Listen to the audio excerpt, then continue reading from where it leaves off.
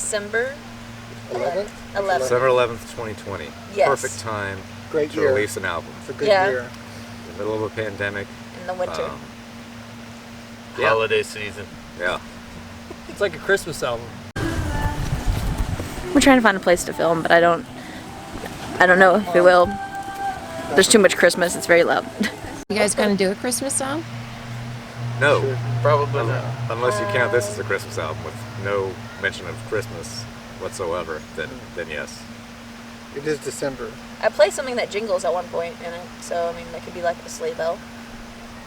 I don't think so, Caitlin. Well, I tried. Introduce yourself, Andrew. I mean, sir, who are you? Cut. Obviously the ones. Back up. Well, we're heading towards the big pond. They got music piping Hey, in Keith. over here and then car traffic. We're Hi. trying to find somewhere neutral noise-wise. Dave doesn't know where we are. We don't know where we are. Dave's not here! I'm not. Dave's somewhere. We'll find him. There's Rhett. Tell us about yourself. I need a little bit more leading than that. What is your name, sir? God, he's bad at this. Let's just go home. Rhett. I mean, sir. Tell us about yourself. I'm Rhett Dodge, Good job. and I play bass for Serotonal. Nice. Sir, tell us about yourself. Ma'am, do you seek soul power? Then touch the demon inside me. What instrument do you play? May strength be granted, so that the world might be mended. Oh, look. It's that guy. I'm gonna. Sir, do you need some money? Is that Jesus? Tell us about yourself. Hi. My name's Dave. Good start. That is a good start. I'm from Michigan, and I. Oh, no one cares about that. No, hey. Tell you about myself. I enjoy the outdoors and long walks on the beach. I'm Caitlin, and I sing and do percussion things. Andrew, strings. Dave, guitar. Rhett, bass. Keith, drums. Do you want to say guitar ever, or are you just going to maintain I the said guitar strings? once. Okay. Strings. Okay, that's fine. I want If to you- sound orchestral. Orchestral? String section. You could open a show for any artist. Who would it be? God, I already said this once, but Rage Against the Machine. Yeah. Dolly Parton. Dolly Parton. Jane's Addiction. You got to draw one now. You know. You can also answer that one. It is Oh, Oh, that's I one. could answer that one too. It would definitely be Devin Townsend. Hank Williams. Well, yes. Okay. Junior, senior, or third? All three. Yeah. Yes. All three on the The same current time. state or all alive? Both. Yeah. What is the hardest song you play? Which is all of them, because if my fingers just decide they don't want to work, that's what's happening. I feel like the more complicated it is, the less likely I am to mess it up. I mess up the The simple. easy stuff I is mess it's- up the simple stuff that has all the time. least amount of chords and the easiest stuff is the ones you mess up because you can space out easier and then Yeah. you lose the song. Yeah. That's what I mess I'm with up. you on that one. I think Chicken Little is the hardest thing to sing. Really? Yeah, because it's just screaming for half of it, so. I think Dumpster Fire is. Really? Well, because a couple little odd time changes. Yeah, there's a spot. That da-da-dum, but- da-dum. And then the breakdown. But so it's not like anything we're doing is. Reinvent the Yeah, I world. know. It's not like Like some Satriani fun. and Jaco Pastorius got together with Keith Moon. I don't know who any of those people are. All right. Although I have to say, we have legit confirmation that screaming is hard. Screaming is really So hard. next time you hear somebody, it's just screaming. No, screaming hurts. It's hard. It's the sustainability of it, you know. Art is pain. Okay, go back to the graveyard. See, I told you we should go in the graveyard.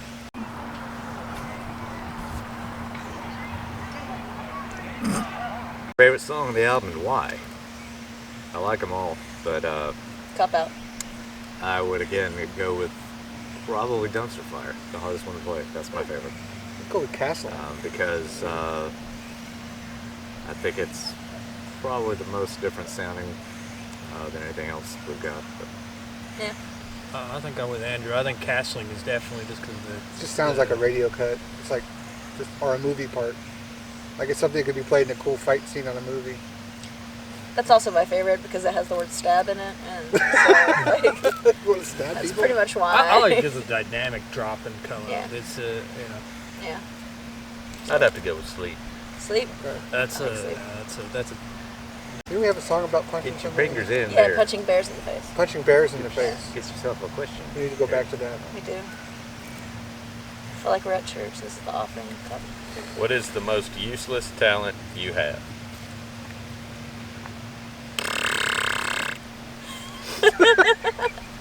I can do this. That's good. Dave? There you go, folks. There you have it. Useless talent 101. I don't have an answer.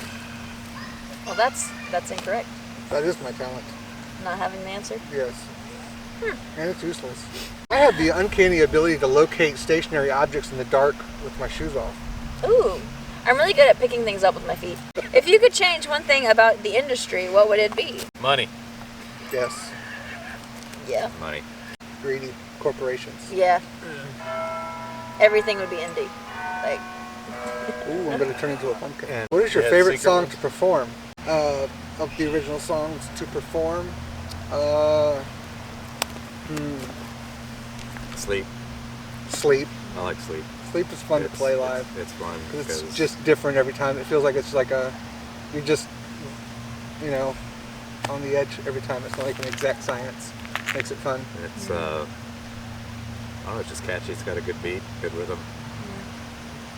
I think mine's Fall to the Ground, personally. That's the first one you did. Yeah. Well, no, Perfect was. That was it? Both of them actually the same practice. But, Okay. but Fall no, to the Ground is a good crowd pleaser. yeah. There's lots of energy we get from crowds. From I like that the song. lows and the highs. I like the long break that we have in between stuff in Chicken Little. It always like gives me that if there's an opportunity to go out or run around or Yeah. do something. Chicken Yeah. Little is the song that there is this massive time to just go do. Yeah, if you're not having to mess with the pedal board too much and you can Yeah, get out and actually I don't go, have to. Yeah. No clicking, no need to turn off or anything else. It's just run out and have fun. Yeah. well, I can choose a question. Can you? What is your local music scene like? It is pretty garbage. I've lived a lot of places. I'm gonna sugarcoat it. I've lived a bunch of places, and the upstate South Carolina is probably the most difficult place I've ever been to have events and stuff like that. I think it's because the weather's always good. Other places it gets cold and people want to stand inside, and I think the weather being nice is a big thing. Well, It's also hard just with our genre to get places. It seems like singer-songwriters and like Acoustics or heavy metal? It's one or the yeah, other. Yep. acoustics have no. Acoustic, light acoustic rock duos or full-on heavy metal bands. Also- Which one do you want to pair with? There's country too. Yeah, We don't fit yeah, we don't in quite. any of that. so we're in agreement. Yeah, Yeah. It sucks. it sucks. Garbage. All right, good. What first got you into music? The Beatles. I remember I discovered Sgt. Pepper's when I was about 8 years old, and it's my parents' record, and it was a Sunday afternoon, and they had to take it away from me because I played it over and over and over again all day, and they were finally getting sick of it. That was my first musical memory. Mine would be the Flash Gordon soundtrack by Queen. That's a good one. Wow. Yes. That's a good one. Everyone knows. Mine was the Macarena. I had it on a cassette tape, and I snuck it into class. I don't want to say what grade that was because I feel like that'll be. It was kindergarten, and I snuck it into. That's probably enough. Yep. I went to a stay-at-home private school that was church-based, and rock music was Satanist, and they had a little thing that we could listen to where it was Led Zeppelin backwards, and it was like this little segment talking about backwards masking and how bad the music was. And we listened to that over and over and over again just to hear Led Zeppelin. And that's where I got hooked on Led Zeppelin, and from there on, here I am. Well, shoot, we were church-based growing up too, so it was between Leon Patillo, Friends in High Places, which I doubt any of you guys know anything about. And then Dad was into Petra, and there's a song Destiny that's just like, it is so heavy compared to everything else that they did. It is just like this one epic heavy song, and it was just like, this is church. I had that issue. I was in private school until like the end of elementary school, but all the Christian gospel CDs is all I lived on for a while. That's why I had to sneak. Yeah. No, you would be surprised. No, all the Christian metal bands, mostly Christian rap though. That was the primary thing I was into. Yeah. I feel like I'm learning a lot today. Yep. What musician do you admire the most? Dave.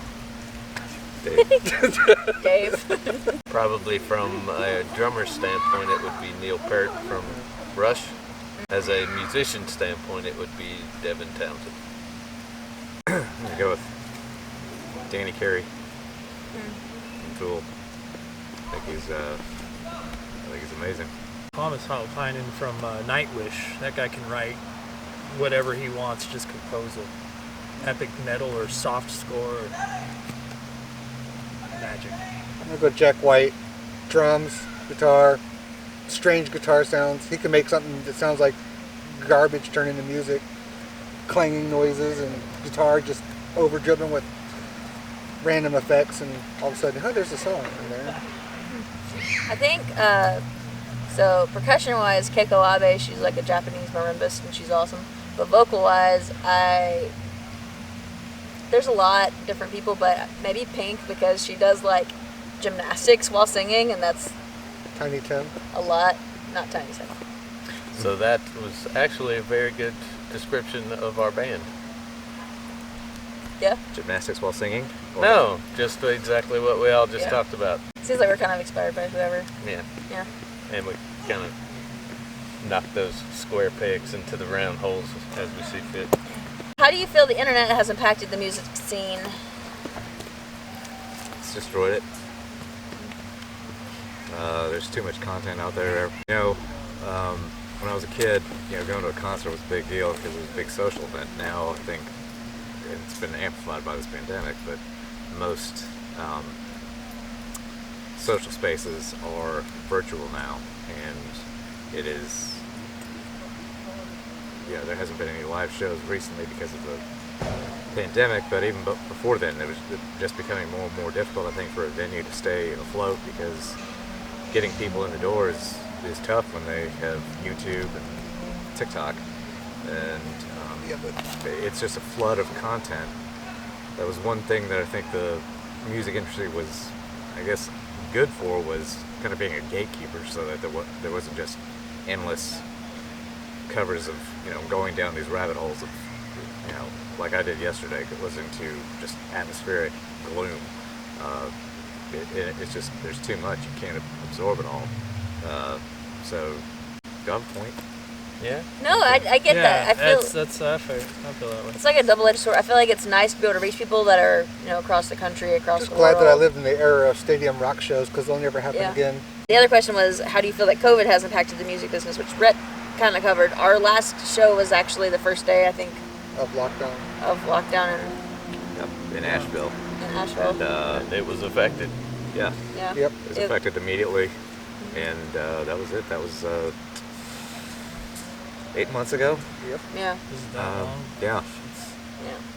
So it's been difficult, and it's I think the next step will be the music that's being written at this time. I've been working on about 4 songs that are different than what we're doing now. They're just there's dark. I like to do different things, not feel like we're pigeonholed to a certain style or going in a different direction. We can do punk, we can do whatever we want, make it our own. And it's not just us, it's venues, lighting people, sound people, everyone in the I guess, the art industry, the music and art industry. They're struggling right now because they rely on being able to bring people together, and that's just not possible right now. And you know, there are some people trying different things. They're trying live streams. They're trying socially distanced concerts, which don't really work. And it's just, you know, it's everyone's struggling. And, you know, not that we were in a good place in the first place. We've always been struggling. It didn't help. But yes, this did not help. And it's a very difficult situation. And especially we're about to release an album right here in the middle of it. But we've worked on this album for a very long time, and we're proud of it, and we want to put it out. My hope is that when we're through the tunnel of all this, that you know, things will get back to normal. And my hope is that we will, you know, be one of the few bands standing. But who knows? Yeah. I'm hoping that as Andrew Vanna White's the CD over here, Yes. hoping that this will give us a chance to actually, since it is a digital release, besides we do have CDs, but since we're, you know, releasing on so many different platforms, that it will help that we can't really do live, and maybe we can do a re-release at some point, or, you know. And the streaming studio is on its way to being done. Yeah. Go ahead, Dave. Question is, who would you most like to collaborate with? It's tough. That's a tough question. Nobuo Uematsu. What? Who the heck? He's a classical composer, and he wrote game music and things like that in Final Fantasy series and all that. But he did a lot of work, and I think Can we pick dead people? yeah, there you Can go. we pick dead people? You can pick dead people. Yeah, you We can can pick dead people? pick a dead person. But I think it'd just be cool to have somebody take and you know, there's so many remixes that people just put electronic remixes out there. I'd like to see a kind of taking it the other way, like make a bigger mix. Yeah. You know, That'd be cool. make it that way. You want to pick a dead person? I was just wanting to pick a dead person. I didn't have anybody. because? Just to have a dead person. No, Jimi Hendrix obviously would be, but that's lead guitar on guitar, so it might not be as good. But realistically, because I like world traditional music, like someone like Yanni, to elaborate on something that I wrote. Say, hey, make this something big and produced and worldy and do all that kind of stuff. You know who Yanni is, right? Yes. Yeah. Okay. I don't know if anybody knew who he was. I also know who Zamfir is. Okay. He's master of the pan flute. It's not- Well, I would love to do Is something. that what your pick It doesn't is? even have to be like rock That'd be my instrumentation. number I'd love to two. have something that's all just like that, orchestrated. Yeah. I'd love to do something orchestrated. I would like Willie Nelson and Jerry Cantrell. Snoop Dogg. Have you seen the Snoop Dogg and Willie Nelson? Ooh. Yeah. Well, that's really good. Curious. Keith. The Muppets. Actually, no. Maybe. Yeah, Not- actually, the Muppets. You know, That'd that's- be that's- awesome. I just listened to the rhyming song yesterday, so I I think we should cover Fraggle As Rock. if I didn't sing the Rubber Duck song this morning. I know that's Sesame Street, but they're Muppets. What about Fraggle Rock? it's I have a Jim stuffed Henson. Fraggle Rock in my library. One of them. Mine would Do the be Fraggle Rock song? Down Fraggle Rock. Mine would be Glass Animals. They're an alternative rock band. I think that's their genre. They're weird. They do a lot of weird stuff. They have a cool sound to them, and I think that they would fit well with ours. They're a little bit more chill though, so we'd have to find a medium. But yeah, them. Who inspired you to make music?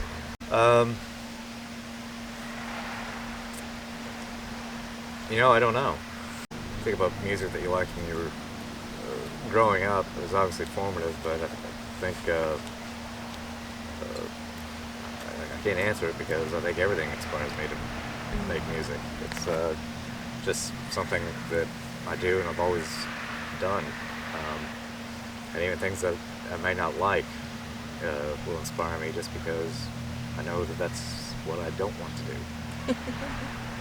I think each song could have its own story. It could be something as simple as like, I found this cool rock out in the woods and blah blah blah, whatever arbitrary item or thing or experience, and you say, okay, this is giving me a direction on something. I think I've written some stuff that's written from the point of view of someone else. Like I've seen a friend in a situation, and you write that situation that they're in as part of a song. It's like you get inspiration from things that are around you. It doesn't have to be directly related to you. It's like writing a story, you know. It's like see something that's happening, it makes a good story. Let's make a song out of it, or an example of a song out of it. Yeah.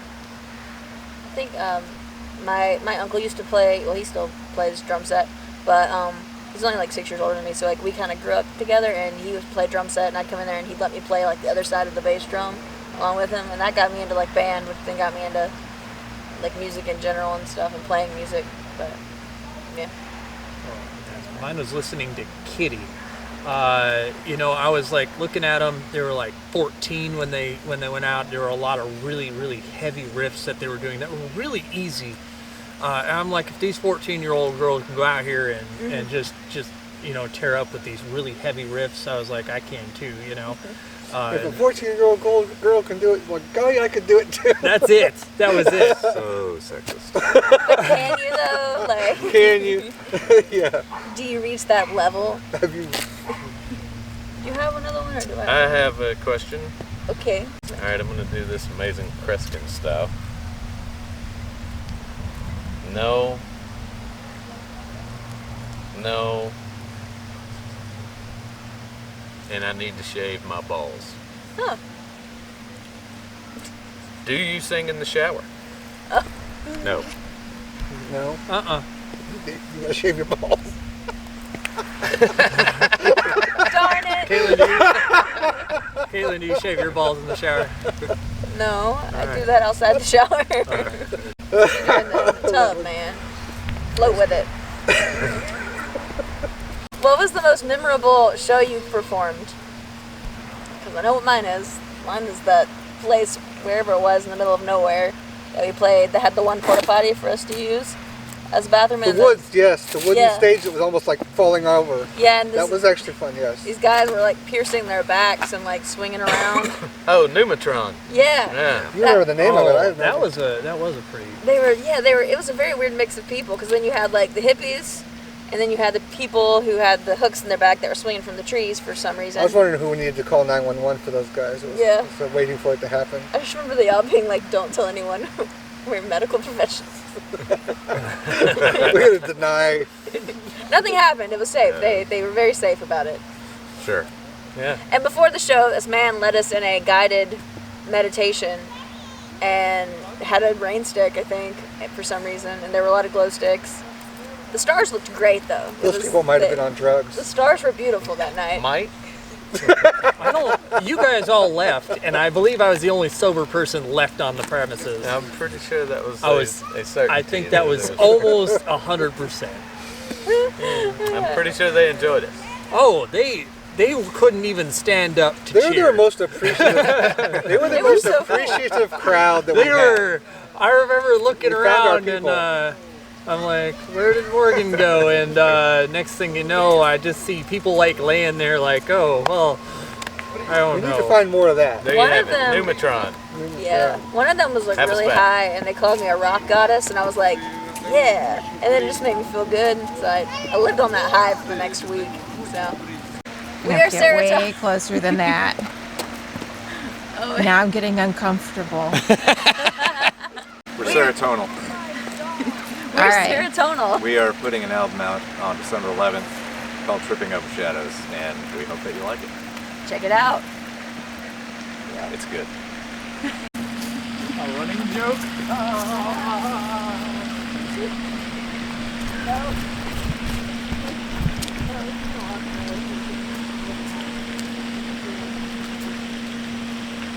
Roll credits.